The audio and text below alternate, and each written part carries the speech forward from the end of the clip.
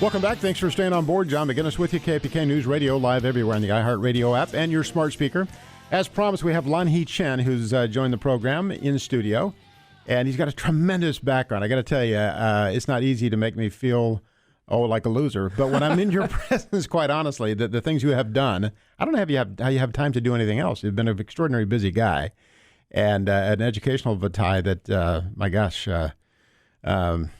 Harvard, Stanford, all over the map, and of course, Juris Doctorate, PhD, tremendous amount of academic and intellectual knowledge that you possess, and you are doing something different with your life now. I guess not all that much different, but you are actually a candidate yourself for the Office of Controller of the State of California.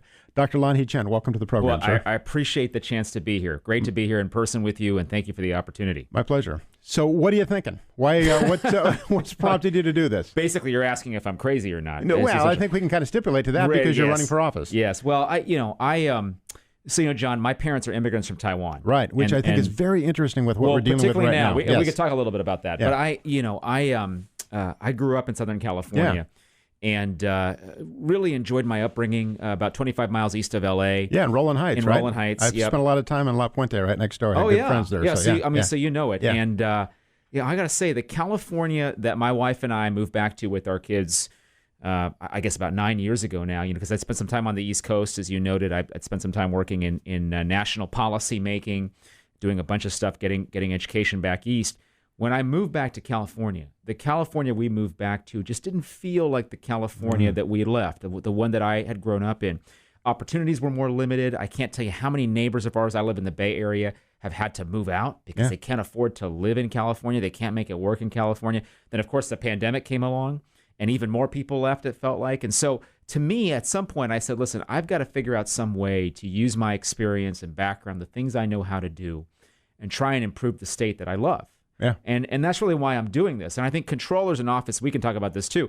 Not a lot of people spend time thinking about the controller's office, but it's critical because it's the one office in state government where your job is to provide accountability.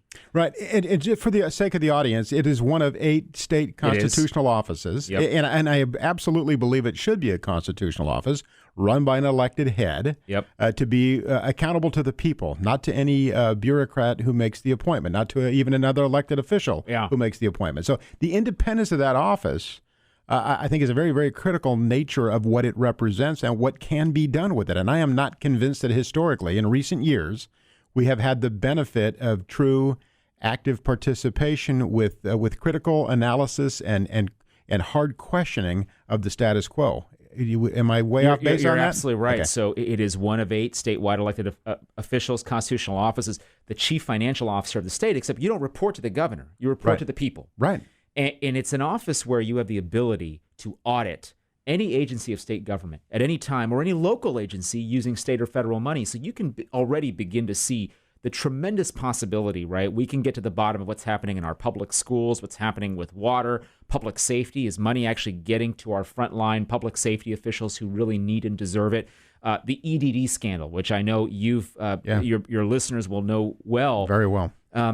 We could have stopped this from happening, and we can make sure that we don't have a subsequent EDD scandal. Healthcare spending. The irony of being in the home to Silicon Valley and not having the technological dots connected to the extent that this could be prevented. It's overwhelming to me. Well, when you think about when a death occurs, if the decedent is on Social Security, their Social Security is notified forthwith. Insurance companies are notified immediately. So why in the world, when we have somebody incarcerated or dead or otherwise in a position where they ought not be receiving unemployment benefits, that doesn't take place? It's not outside the capability of the resources that exist here today. You're exactly right. It is not outside our capacity, but it is outside, I think, political will. Will is the thing. And here's the thing. I mean, you just gave a great example. If you've got someone applying for unemployment insurance benefits whose address is Folsom State Prison, right, that's a problem. Right. And why didn't we have an AI algorithm? I mean, I'm pretty sure I know an 8th grader who can write an AI algorithm to flag the addresses of all the state prisons in California. Or how about this? The name and Social Security number of the senior senator from the state of California. That's right, who Dianne was Feinstein. not culpable in it, but her name and true Social Security number was used to avail themselves of funds. Yeah. So to your point, I think a person with very modest skills could figure that out. We got a lot of information to cram in. We got to take a little break here to take care of business. Can I ask you to hold over? And, Absolutely. I have a ton of questions for you. Sure. A lot of things I think you can help provide. I'm just really, truly thrilled to have you in the studio today. Thank you. It's a great conversation. Much more to come with Lanhee Chen after this. Don't go away. Welcome back. Thanks for staying on board. John McGinness with you, KFBK News Radio, live everywhere on the iHeartRadio app and your smart speaker. Very happy to have in studio Dr. Lanhee Chen, who is a candidate for state controller in California. Do you know what the state controller does? Well, you probably ought to know. And honestly, I think we would be we'd be a more responsible electorate, and the state would function better if people really, truly understood the dynamics of the job of the state controller, the state treasurer, the attorney general, all of the constitutional officers. It just makes so much more sense that if you really absorb the knowledge on that. And frankly, if you don't have a lot of knowledge to work with, maybe you refrain from exercising that right to vote because you're not properly prepared. So tell us, give us a little bit more of what your game plan is, what you'd like to do in office. Well, one of the things that the controller is supposed to do is to provide accountability for every dollar the state spends. So if you think about every dollar of the state that goes out from taxpayers through the state and is spent, we're supposed to have accountability for that, line item by line item. California is the only state in the union where we don't have that level of transparency. Even Illinois, where governors are in prison, they have a level of accountability we don't have in California. What about pass-through money? What about federal funds that come through the state of California? The controller is responsible for auditing those federal pass-through dollars back to the feds. In fact, the federal government has authorized or has designated the controller as the officer responsible for providing accountability on all that money. We are, by some accounts, several years behind on that accountability. To go back to the basic point, though, in 2018, the controller signed off on $300 billion, with a B, $300 billion worth of checks, but cannot provide us with a line-by-line accounting of where those checks went.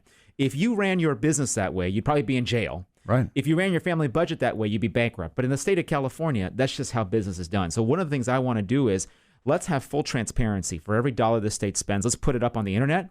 Let's get you an app you can get on your phone so you can download it and say, how much did we spend, John, on headphones last year? Type in headphones, boom, up pop all the expenditures on that particular topic.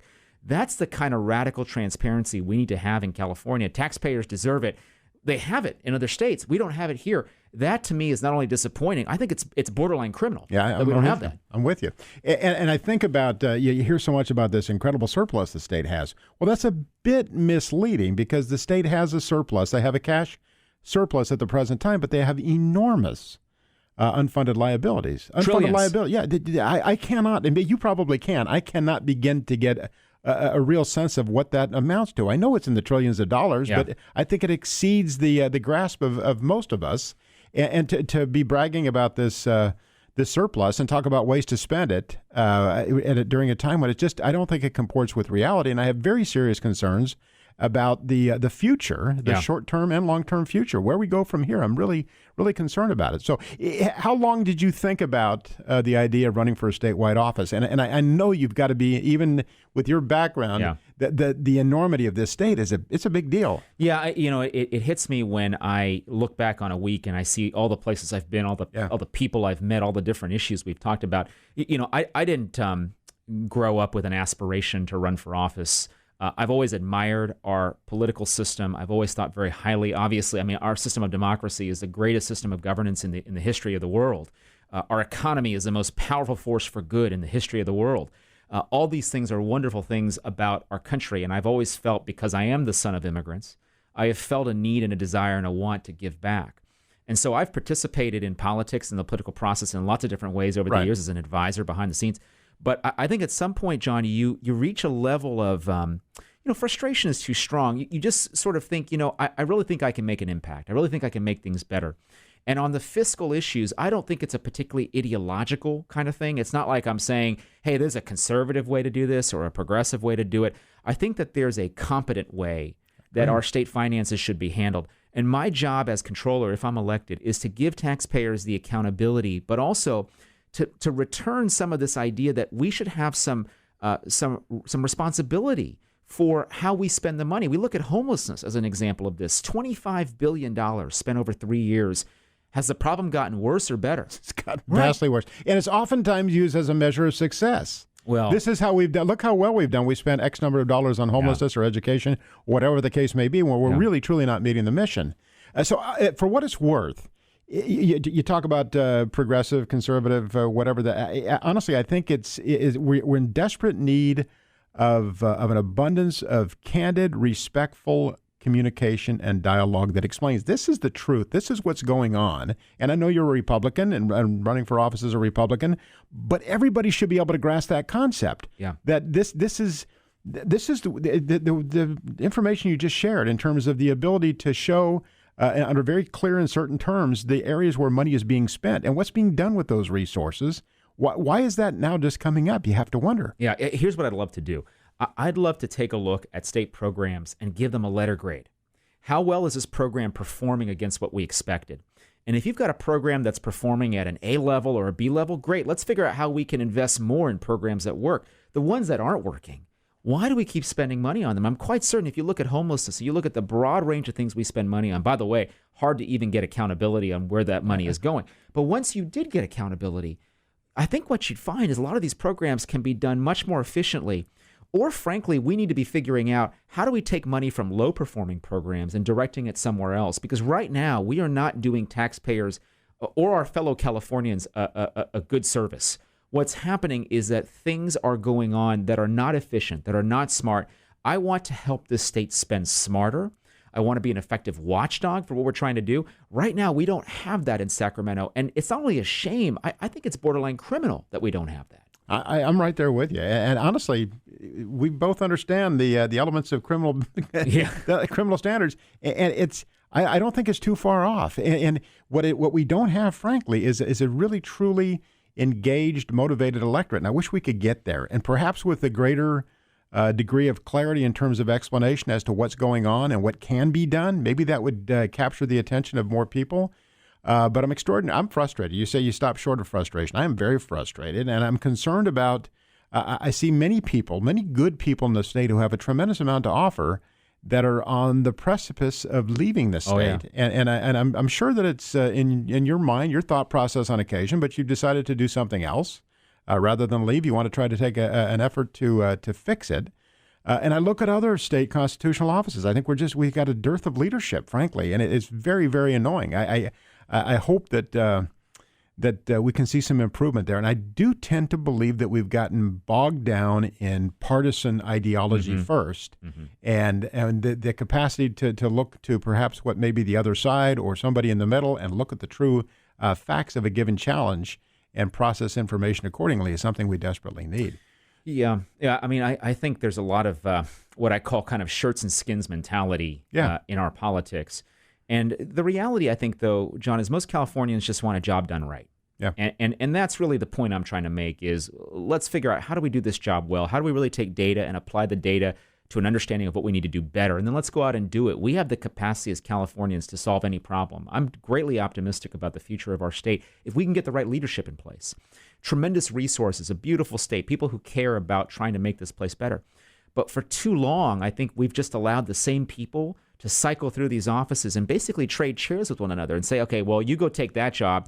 I'm done being controller. Then I'll go be treasurer. Right. Oh, you go be lieutenant governor. And it's like, that's not how we should do this. Agreed. Let's figure out how to make things better in our state, and let's go out and improve them.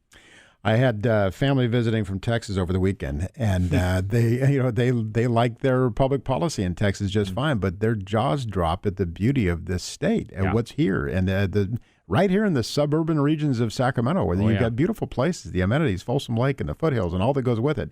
It's an extraordinary place, and I think we're so desperate for some major fundamental change. I want to pick your brain on a couple of things specifically. Can I persuade you to stay through one more break? Yeah, absolutely. I was going to try to get you out here in a short time, but I know you're running very busy. Yep. But I might have a little good news for you before we leave. Okay, so great. If I could get you to stick around, we have one more break to take care of. Much more conversation coming up with Lanhee Chen. Don't go away.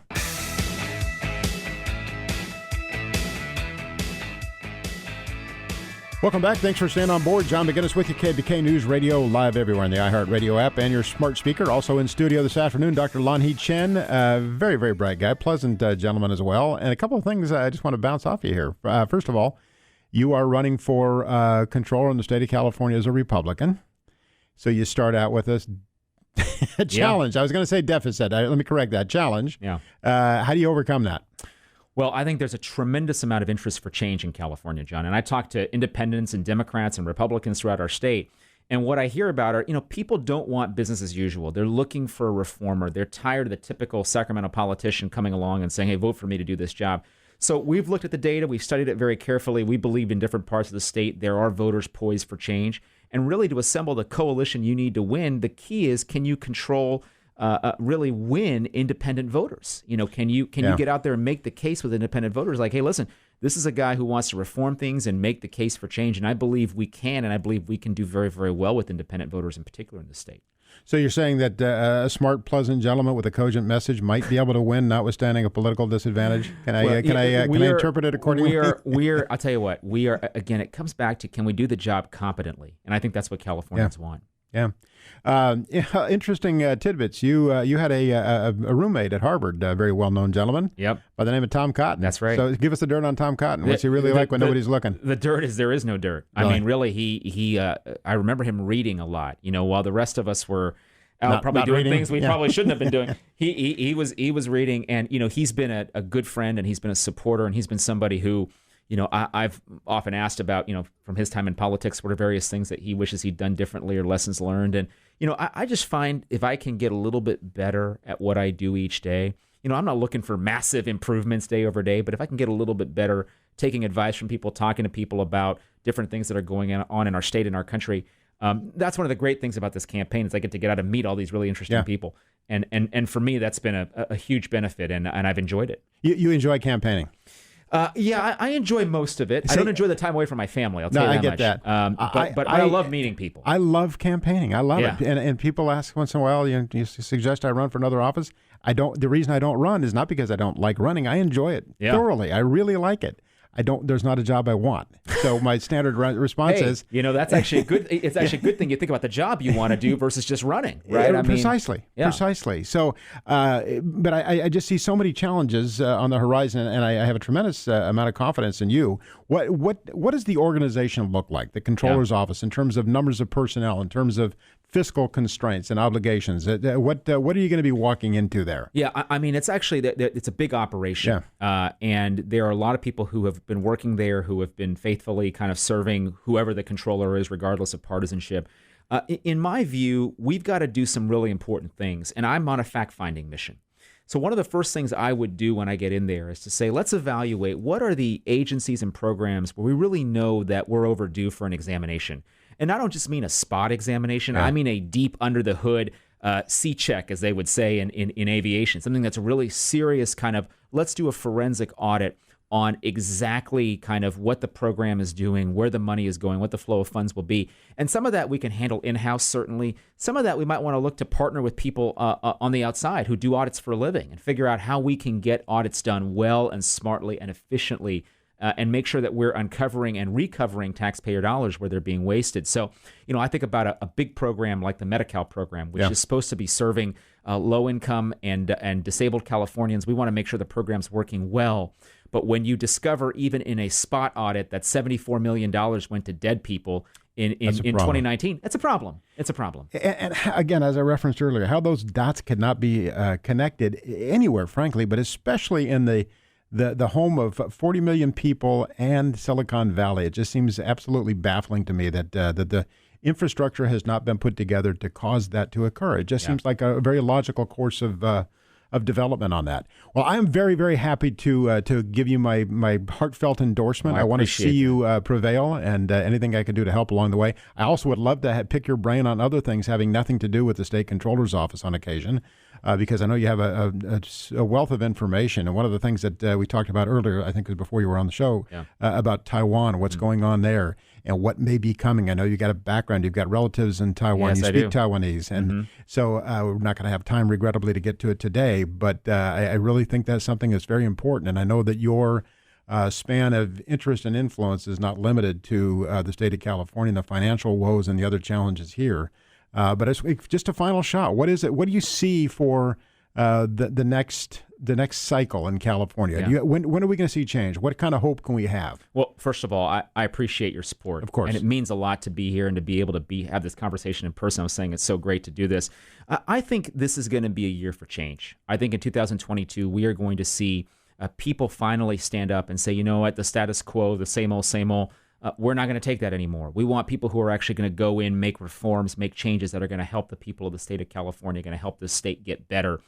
And I think that is going to inure to the benefit of people like me, to people who are running, frankly, to say we've had enough of business as usual. And I think it's going to be a great cycle politically. Very good. I'm very, very hopeful for you. I think we need fundamental change. I know we do. I know that we've got a governor's race this year as well. We saw the recall last year, so I think that diminishes hope for a lot of people that we'll see change in leadership at the top of the ticket within the state of California. But those constitutional officers are very important, all of them. And I think, frankly, the extent to which so many people are in the dark as to what the various functions of state government are and how it has a direct and a rather profound impact on their lives that they're just not aware of. This is an opportunity for some change and some greatness for the future of the state of California. So on a personal level, I thank you very much for what you're doing. Thank you. And as a resident and somebody who wants to be a constituent, I wish you all the best. Thank you. Great to be with you. My pleasure. Lanhee Chen, ladies and gentlemen, remember that name, and we'll have him back. That's it for me, as you can tell by the sound of the music, but stick around. You've got the lovely and talented Kitty O'Neill coming up next with the afternoon news. I'll see you right back here tomorrow. Have a great one.